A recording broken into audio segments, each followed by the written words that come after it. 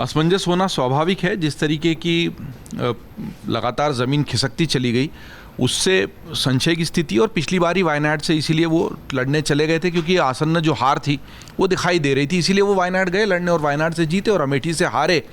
लेकिन मैं इस बात से पूरी तरह सहमत हूँ कि कांग्रेस के लिए वक्त था कि वो पीठ नहीं दिखाते, और अभी भी हम ये नहीं कह रहे हैं कि वो नहीं लड़ेंगे, लेकिन असमंजस है इसलिए हम इतनी बात कर रहे हैं। एक जानकारी ये भी आई है कि वायनाड का जब मतदान पूरा निपट जाएगा उसके बाद इस पर अंतिम निर्णय लिया जाएगा।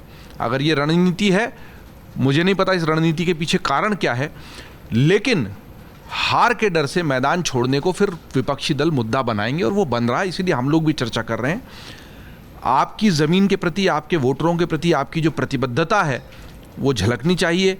जब हम ये मानते हैं कि बुरे समय में भी दक्षिण ने कभी कांग्रेस का साथ नहीं छोड़ा, इमरजेंसी के बाद भी पहली बार अगर कहीं से उनको ऑक्सीजन मिली इंदिरा गांधी को खुद, तो वो दक्षिण से ही मिली। चिकमंगलूर की सीट से वो लड़ी और वो जीत कर वापस तमाम षड्यंत्रों के पार जाकर वहाँ से जीत के आई।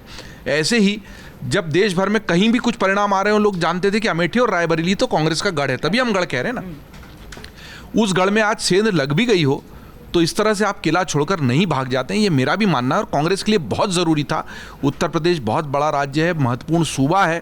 कहाँ पूरे उत्तर प्रदेश में कांग्रेस की सत्ता और दबदबा हुआ करता था, और कहाँ आज आप एक समाजवादी पार्टी जैसे क्षेत्रीय दल के साथ पिछलग्गू बनकर सीट, तो उसमें कम से कम अपने जो दो गढ़ हैं अपनी सीट, बल्कि इसका मैसेज ज़्यादा अच्छा जाता कि चाहे हमें कितने भी कम वोट मिले, हम आपके साथ हैं, खड़े रहते। राजनीतिक दृष्टि से मुझे लगता है कि ऐसा करना उनके लिए सही होता। उनके लिए उनकी क्या सोच है, उनके सलाहकारों ने क्या सोचा, सोनिया गांधी तो बाकायदा चिट्ठी लिख चुकी हैं वहाँ की जनता को, लेकिन अभी भी ये स्पष्ट नहीं है कि गांधी परिवार वहाँ से लड़ेगा या नहीं लड़ेगा। और उनके कदम को देखते हुए ही भाजपा भी रायबरेली में इसीलिए रुकी हुई है।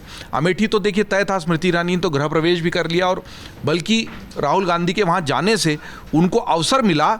और जो आक्रामक रणनीति स्मृति ईरानी खुद एक व्यक्तिगत नेता के रूप में अपनाती हैं, और जो रणनीति भाजपा की है उसके तहत उन्होंने उल्टा किया। स्मृति ईरानी अमेठी में प्रचार छोड़कर वायनाड चली गई कि भाई तुम अमेठी से डर के वायनाड भागे हो तो हम वहाँ भी आ जाएंगे। ये मौका किसने दिया? अगर राहुल गांधी वहीं से लड़ते और कोई मजबूती से वहाँ प्रचार कांग्रेस का कर रहा होता तो शायद स्मृति ईरानी को ये लगता कि भाई एक बार जीतने से नहीं, हम बार बार जीत, राजनीति में कुछ भी हो सकता है। अटल बिहारी वाजपेयी हारे हैं, इंदिरा गांधी हारी हैं, तो कोई भी हार सकता है, उसमें क्या बड़ी बात है। तो उनको अपने किले में घेरने की मजबूरी अगर होती, आप देखिए मध्य प्रदेश में क्या हो रहा है, इतनी ज़बरदस्त घेराबंदी छिंदवाड़ा सीट की कर दी गई है भाजपा के बड़े नेताओं द्वारा कि कमलनाथ वैसे भी उनकी स्थिति कमज़ोर हुई है और वो निकल भी नहीं पा रहे हैं। उनको डर है कि एक बार और इज्जत बचाने का मौका उसको बचा लिया जाए, तो ऐसे एक रणनीति होती है कि घेर दिया जाए नेता को वहीं। तो स्मृति ईरानी को वहीं घेर कर दूसरी सभाओं में न जाने देने का भी एक अवसर था। बहुत सारी हमें नहीं पता, हम चर्चा कर सकते हैं कांग्रेस की इसके पीछे क्या सोचती, वो तो वही जाने। अगर आप ये वीडियो YouTube पर देख रहे हैं तो हमारे चैनल को सब्सक्राइब करें और बेल आइकन को दबाना ना भूलें। अगर आप Facebook पर ये वीडियो देख रहे हैं तो हमारे पेज को लाइक करें।